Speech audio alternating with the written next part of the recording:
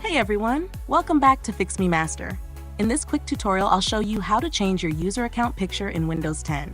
Whether you want to personalize your PC with a custom image or use a webcam photo, I've got you covered. Let's get started. Method 1. Changing your account picture via Windows Settings.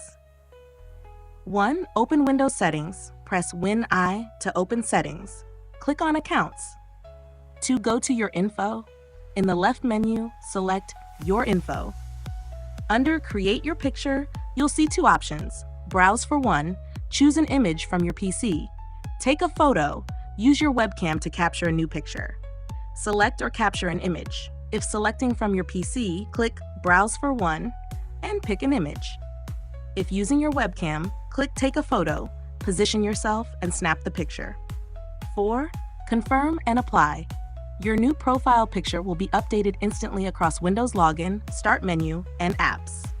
Your account picture should now update, and that's how you change your user account picture in Windows 10.